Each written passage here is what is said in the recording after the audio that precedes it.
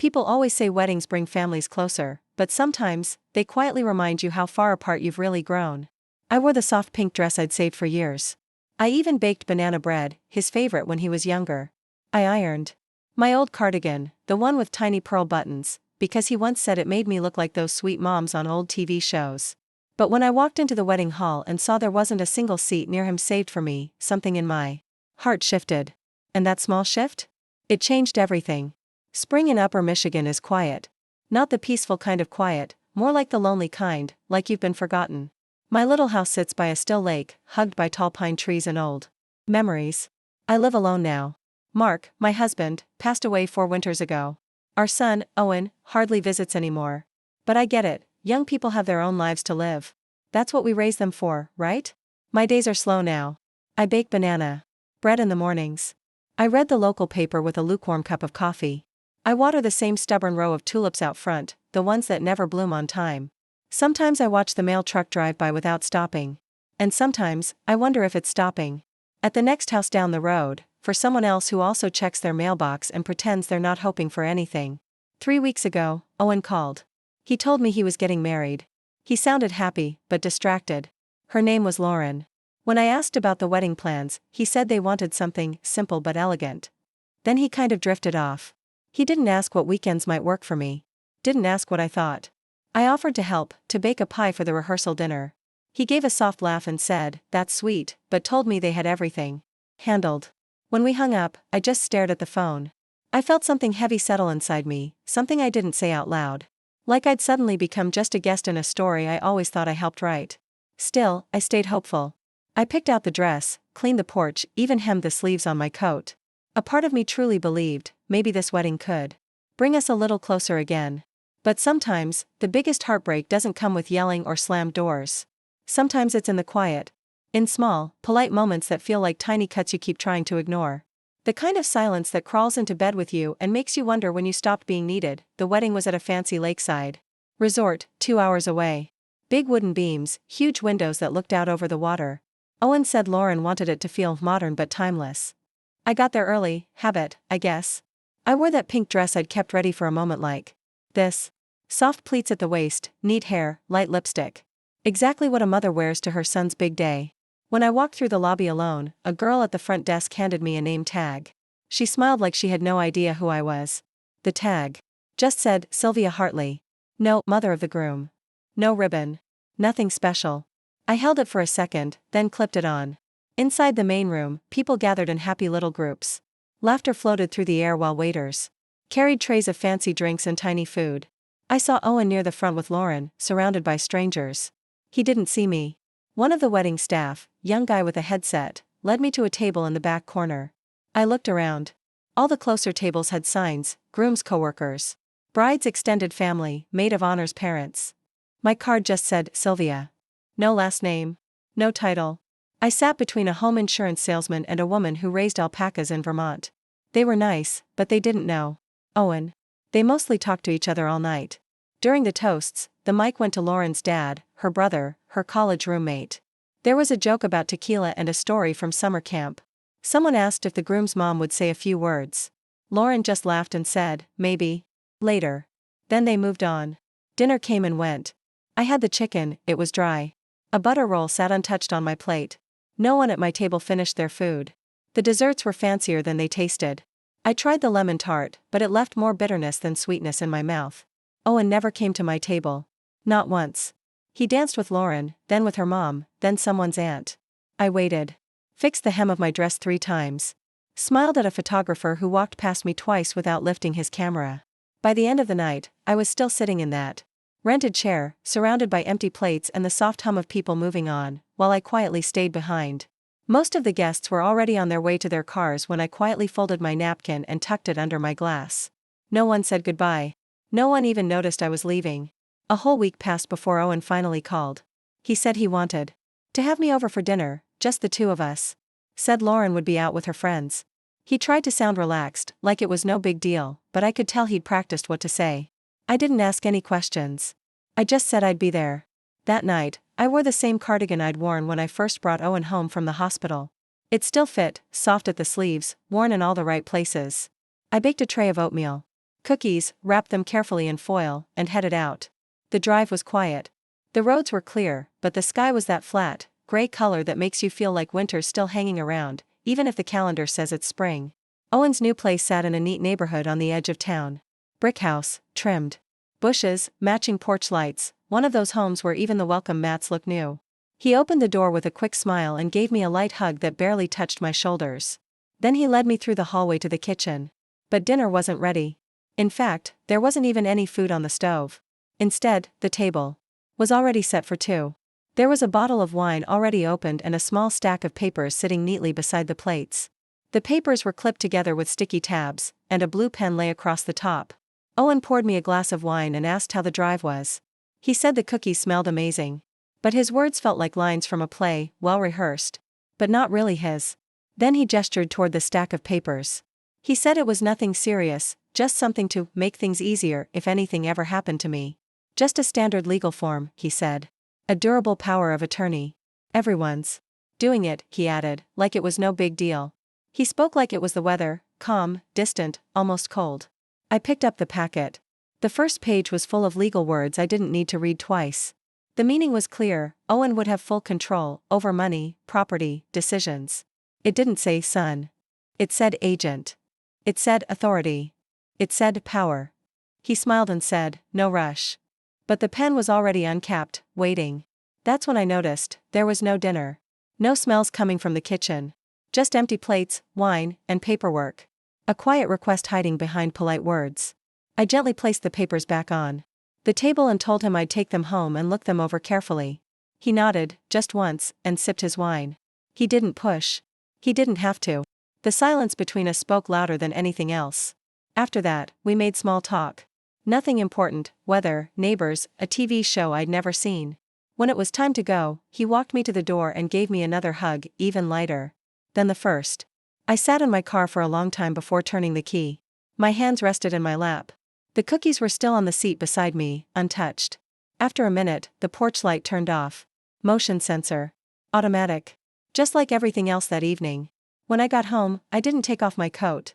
I sat on the couch, still zipped up, hands folded like I wasn't even sure they belonged to me. The house was silent, so quiet it felt like even the clock in the kitchen had stopped ticking. For a second, I wasn't sure I was even breathing. Eventually, I stood up and made my way down to the basement. My knees ached on the steps. The air down there was cold and still, the kind of cold that settles into the bones of an old house. I walked to the far end, behind the washer, and knelt down in front of an old cabinet. Inside was a small metal box I hadn't touched since the year Mark died. He always said if something ever happened to him, that box would have everything I needed. I'd never had a reason to open it before. But tonight felt different. The lid creaked as I lifted it. Everything inside was neatly packed: folders, documents, all labeled just like Mark used to do. He was always so careful with things. At the bottom was a letter with my name on it, written in his handwriting. Just seeing it made my chest tighten. The letter wasn't long. Just a few lines. But it said everything. He wrote that he knew I'd never ask for help, even if I needed it.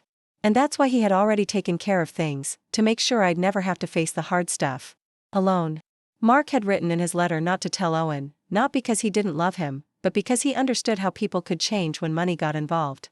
Or maybe money just showed who they really were all along. Inside the folder were details.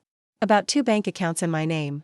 There were investments I had never even heard of: stock options, mutual funds, and something called an annuity tied to a small property in Texas. Altogether, it was worth over $7 million. I stared at that number, then closed the folder. A few seconds later, I opened it again, thinking I must have read it wrong. But it was all still there. I didn't cry. I didn't even feel relief. What I felt was something heavier. Like I had just been handed a secret too big to say out loud. I sat there on the cold basement floor for a long time. My legs were numb. The metal box still open beside me. What stayed with me most wasn't the money, it was what Mark had done. The quiet care. The way he had seen something coming, long before I did. In his steady, thoughtful way, he gave me something I hadn't even realized I was missing: not security. Not even protection. He gave me choice. I finally stood up, locking the box and holding onto the edge of the shelf to steady myself. My hands were shaking, not from age, but from everything that had just shifted inside me. Upstairs, I turned off all the lights except the one over the kitchen table. I sat down with a blank notepad and the stack of papers Owen had given me. I didn't write what he wanted, I wrote what I needed to say. 2 days later, the phone rang mid-morning. I was still in my slippers, just sitting down with a bowl of cereal. The call went to voicemail the first time. The second time, I picked it up. Owen's voice was smooth, too smooth. Like he was trying very hard to sound normal. He asked how I was feeling, whether I'd had time to read the papers. I said I had, keeping my voice calm and even. There was a pause. Just a beat too long. Then he said there was no rush, but it would be smart to get things in order, just in case. I asked what he meant by that. He talked in circles. Something about being prepared. A story on the news about a woman who lost access to her accounts after a stroke. Then something about a friend's mom who forgot all her passwords. The words didn't feel like care. They felt like a plan. When I didn't say anything, he cleared his throat and said he just wanted what was best for me. But his voice had changed, there was a sharper edge to it now. He said, if I wait too long, it might be harder to set things up. He told me it was smart to sign while everything was still simple. While he talked, I looked out the window. The trees were bare. A squirrel darted across the yard, paused, then disappeared into a patch of brush. And that strange, tight feeling settled in my chest again. I told him I'd think about it. He said that was fine, then added that Lauren had found a financial advisor who could help make the process smoother. They'd be happy to set it all up for me. After we hung up, I just sat there. The cereal had gone soggy. I didn't even touch it. I thought about all the nights I stayed up with Owen when he had a fever. The time I drove 5 hours in a snowstorm just to bring him a spare tire. Not because I had to, because I wanted to. Because that's what love looked like to me. And now here he was, talking to me like I was a task. A form to fill. A problem to solve. The house felt smaller than usual. The silence thicker. I got up, poured the cereal into the sink, and ran the tap until every last bit of milk was gone. Then I opened the drawer by the fridge and pulled out the manila envelope where I had tucked away all the papers from Mark. I held it for a while. It didn't feel like protection, not yet. It felt like the last piece of something Mark had carefully built for me. And now, it was my turn to build something for myself. Not out of anger. But because even love has limits. And I had finally, quietly, reached mine. It took me 3 days to decide what to do. Not because I was unsure, but because I wanted to be certain. I wanted the silence to mean something. I didn't want my next step to come from fear or pride. I wanted it to come from clarity, from knowing what was being asked of me, and what I could no longer allow. I found Carol's phone number written on the back of an old birthday card. She used to be a trust and estate lawyer before she retired. We hadn't spoken in years, not since her husband passed away. But I remembered something she once said, the quietest women often carry the loudest truths. Some moments leave a mark you just don't forget. When I called her, she picked up right away. Her voice sounded older but sharp, like someone who had seen a lot. I explained what was going on. She didn't gasp or ask questions, she just listened. Then she said, let's meet. No drama, no judgment. Just coffee and some clarity. We sat at her kitchen table the next afternoon. Her home was small but cozy, filled with quilts and shelves of books. I gave her the envelope with Mark's papers. She read every word, her eyes moving like someone who'd read too many hard truths too late. When she finished, she looked at me and said, I had more power than I realized. She explained that the money was safe, the investment solid, the legal setup strong, but only if I stayed in control of it. Then she asked if I wanted to create a trust. I said, yes. When she asked who I wanted to put in charge, I said, no one. Not yet. Maybe never.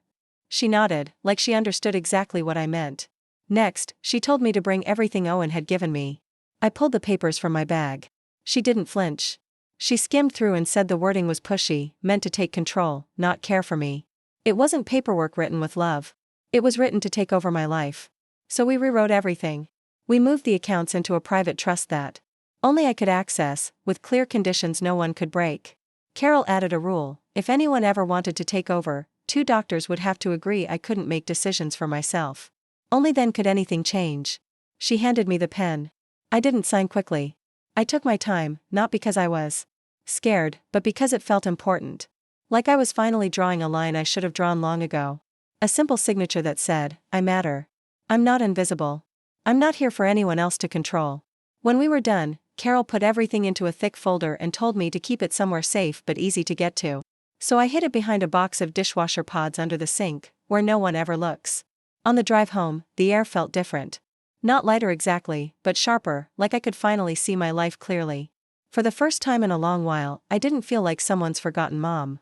I felt like a woman who had taken her power back. Then a text came from Owen. He said he wanted to try again, a real dinner, just the two of us, no talk about money. I waited a few hours, then replied with one word, sure. But I didn't tell him I wouldn't be coming alone. Carol and I had a plan. She parked down the street and stayed nearby, just in case. She wasn't going to walk in with me, just wait and be ready if I needed her. I wasn't scared anymore. I had learned how to stay calm without being weak. Owen greeted me at the door with a smile, dressed casually in socks and a button-down shirt, like he was trying to remind me of the boy he used to be. The kitchen smelled like garlic and roasted vegetables. There was bread on the table. It looked like a real dinner this time. We started with small talk. He asked what I was reading. I told him about a mystery novel from the library. He nodded, but didn't ask more. His eyes kept drifting to a stack of papers on a side table. Neatly clipped. Familiar. When he finally picked them up, his voice slowed. He said a friend in elder law had suggested a simpler setup, nothing permanent, just something to keep things smooth. Then he slid the papers toward me. I didn't even look at them. I placed a folded paper of my own on top of his and calmly took a sip of water. He looked confused, then opened it. It was my legal notice, everything was already done. The trust was finalized. The assets were fully protected. And I was the only one in charge. His face didn't change at first, but his eyes did. He blinked a little more, and his jaw tightened, like he'd tasted something sour but didn't want to show it. I spoke slowly. I told him I appreciated his concern, and I understood life could be complicated. But I'd already taken care of everything. It was done. Final. He asked if I had help. I said yes, a friend. Someone who helped me prepare, without pressure. The room went quiet. He leaned back in his chair, fingers tapping once on the table. Then he stopped. For a moment, he didn't look like a son trying to help. He looked like someone who just realized the door was closed, and this time, it wasn't opening for him. He didn't look like a husband anymore. He looked like a man who had just realized he had no moves left to make. That's when Carol walked in. Calm and kind, like always. She gave Owen a soft smile and introduced herself. Then she turned to me and said, "We're leaving now." I stood up, grabbed my coat, and followed her out. I didn't look back. Outside, the wind was cold and sharp. I let out a slow breath, not because I was mad, but because something inside me had finally let go. For the first time, I wasn't walking away hurt. I was walking away sure. The next morning was colder than the forecast had said. The kind of cold that sinks into the floors and just stays. I made toast, poured some orange juice, and sat at the kitchen table without touching either. My hands were still warm from the night before, but my chest felt tight, like a door had quietly closed inside me. Around 10, my phone buzzed. Just one text from Owen. No name. Just, "You made this harder than it had to be." I stared at it for a while, then put the phone face down on the table. The toast was cold now. The juice didn't even look good anymore. He didn't send anything else. No apology. No reason. And deep down, I knew, this wasn't about him being sad. It was about him losing control. He thought that door would always be open. Now it wasn't. Later, I went out to the garage to check on some old boxes. I found the photo albums I hadn't touched in years. One page was from a Christmas when Owen was 5, his cheeks red from the cold, holding up a toy truck with the biggest smile, so big you could count the spaces in his teeth. I used to hold on to that smile in my mind every time I felt tired or scared. It used to be my reason for everything. But now I saw something else. He wasn't just a sweet little boy. He was a boy who always got what he wanted without having to ask twice. Mark and I made sure of that, not because Owen was spoiled, but because we thought love meant making life easy for him. We took away every challenge, every bump in the road. And over time, he started to believe everything should be his, even the things that weren't. That afternoon, Lauren texted.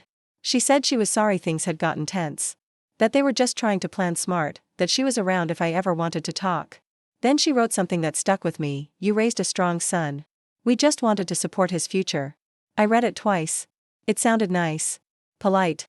But I heard what she really meant: "You've had your time. Let go." I didn't answer.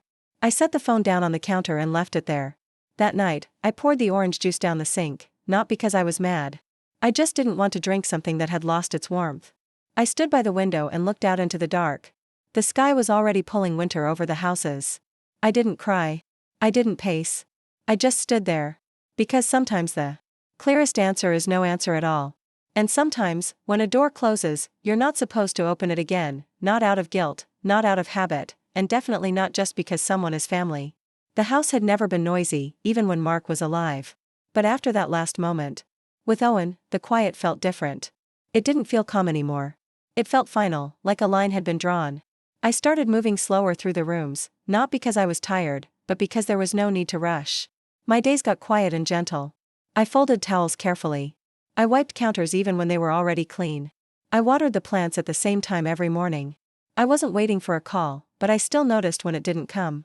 3 days passed before the voicemail light blinked. I didn't pick up the phone, but I listened. Owen's voice came through, distant and soft, like it was coming from the other side of a locked door. He said he had overreacted. He just wanted to make sure things were handled right. Then his voice softened. He said he missed how things used to be. Said he hoped we could talk again. Just talk. I didn't delete it. But I didn't save it either. I let it sit there, somewhere between memory and duty. That night, I found myself scrolling through old messages. Ones I hadn't opened in months. There were pictures of Owen grilling. In the yard. Lauren holding a pie I helped her make. A blurry shot of the old dog before she got too weak to climb stairs. And way back, texts from when Owen still used too many exclamation points. When he still said things like love you before. Signing off. I tapped on one of the old messages and just stared at it, not trying to feel anything, just remembering what used to be. Then I started deleting them, one by one. Not because I was angry, but because I was ready to let go. The last thing I kept was a short video, Owen at 10, holding a flashlight under his chin, telling a scary story in the dark. You could hear me laughing in the background. My voice was younger then, lighter. I watched it twice. Then I closed my phone and set it aside. That night, I went to bed early, not to sleep, just to be still. The bed felt bigger than usual. Not empty, just honest. I had given that boy everything, every soft place to land, every chance. And the man he grew into had used that love like a tool, to push, to pressure, to take. That was the part that hurt the most. Not the money. Not the manipulation. But realizing that what I had given freely, with love, he had turned into something to use against me. At some point, I stopped being a mom in his eyes. I became something else. A backup plan. A safety net. A resource. That kind of grief isn't loud. It doesn't cry out. It just settles unlike silence. Like hearing your own voice on a voicemail. And realizing no one's there to listen back. I moved at the end of February, just before the snow fully melted. The new house wasn't far, still near the lake, but tucked into a quiet little street with older homes and leaning mailboxes. The kind of place where the shutters rattle when the wind picks up off the water. It wasn't big, but it felt right. Like it had been waiting for someone who didn't need to host anymore, just someone who needed room to breathe. I didn't bring much. Just the things that mattered, a photo of Mark for the bookshelf, my smudged recipe cards, a few boxes of books, the chipped blue kettle, and a little ceramic owl that used to sit in the garden, not that it ever scared off a single bird. Most mornings, I walked to the library on Main Street, not for the books, really, but because I liked the sound of pages turning around me. I picked up a few shifts at the front desk. Nothing official. Just enough to feel useful. Enough to keep my hands busy and my mind from drifting toward things that didn't reach back anymore. That's where I met the women. They didn't show up together or wear matching scarves. They just came. Quietly. One by one. Some read. Some wrote. Some sat by the window and stared out like they were waiting for something long gone. There was Helen, who used to run a diner and now made quilts from her husband's old shirts. June, who always brought peppermint tea in a thermos with her sister's initials scratched into the side. And Margot, who walked with a cane she didn't actually use, except near the door, when she needed a little help leaving. We didn't become friends all at once. It happened slowly, over shared thermoses and quiet nods by the same bookshelf. We didn't talk much about what we had lost. We didn't have to. Just showing up was enough. One afternoon, Margot asked if I wanted help with the garden bed behind the library. I said yes without even thinking. The soil was dry and stubborn, packed tight by winter. But we dug into it, row by row. Our knees in the dirt, hands stained with earth. No chit-chat. Just the rhythm of something being made. Together. We planted tomatoes. Basil. A few sunflowers, just to be bold about it. We called it the quiet corner. It became ours. We didn't talk about our kids. Not much. And when we did, it wasn't out of bitterness. It was like looking at an old scar, remembering the pain, but not needing to relive it. What we had between us wasn't grief. It was something clearer. A kind of peace. Not belonging to each other, but back to ourselves. With dirt under my nails and books nearby, I stopped feeling like someone's leftover. I started feeling like a woman again. Not waiting. Not longing. Just being. Here. Steady. Rooted. finally ready to grow. Then, one Saturday morning, I saw him. I had just finished sweeping the front porch. The sun had finally broken through after a week of gray skies, though the air was still crisp. I was heading inside to make coffee when I noticed a car parked at the curb. Not a stranger. Not a delivery truck. Just a shape I knew, still and quiet behind the wheel. He sat there for a while before he stepped out. He moved slower than I remembered. Like someone who hadn't slept much. The easy confidence he used to carry was gone, worn down by whatever thoughts had kept him up the night before. He wore a gray hoodie, jeans that hadn't been pressed. No briefcase. No clipboard. Just a plain white envelope in his hand. He didn't walk straight to the door. He just sat on the wooden steps, like he had when he was little, waiting for someone to invite him in. Dinner was quiet. He sat there with his back hunched and shoulders slouched in a way I hadn't seen in a long time. When I opened the door and stepped out, I paused for a moment, then slowly walked over. I stopped a few feet away from him. He looked up at me, his eyes were the same, but softer somehow. He told me he was sorry. Said he got caught up in things, let money matter more than love. He said nothing had turned out like he thought it would. Then he went quiet, looked down at the envelope in his hands, and held it out to me. I didn't take it, not yet. He said he didn't want anything from me, just wanted me to know that he finally understood. He saw what he'd done, and what it had cost. I let the silence sit between us a little longer before I sat down next to him. Not too close, but close enough that the wooden step creaked under us both. I told him I forgave him. But I also told him that forgiveness doesn't come with a key. Some doors, once closed, take time to open again, if they ever do. He didn't argue. He just nodded. We sat like that for a while. The wind brushed against the porch rail. A little bird hopped across the sidewalk, not even noticing we were there. Then he stood up, said, "Thank you," and gently placed the envelope next to me on the step. He walked back to his car. I didn't call after him. I didn't wave. I just watched him go. When the car turned the corner and disappeared, I stayed right where I was. I wasn't waiting. I wasn't sad. I was just breathing. Because sometimes, the first step back isn't walking towards someone, it's learning how to sit still without falling apart. The first snow came early that year. It was light and soft, like it wasn't sure if it wanted to stick around. I watched it fall from the kitchen window, the same way I used to watch little Owen waiting for the school bus. The world felt paused, not empty, just still. That morning, I didn't turn on the radio. I didn't even put the kettle on. The only sound in the house was its own quiet breathing, matching mine. I lit a fire in the stove and sat down with a blanket on my lap and a warm mug in my hands. I didn't feel sad. I didn't feel happy either. I felt something more rare, peace. A peace that didn't come from fixing things, but from finally knowing I didn't have to fix them anymore. Later, I found myself writing a letter, not to Owen, not to Mark, but to the woman I used to be. The one who believed love meant always saying yes. The one who thought staying quiet would keep everything safe. I wrote to her gently. I told her she didn't have to carry it all anymore. I told her she could rest now, the weight had been heavy long enough. I folded the letter and slipped it inside a book I know I'll never finish.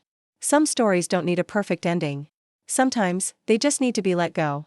That evening, I baked a small cake, just one layer, just for me. I lit a single candle and set it in the middle.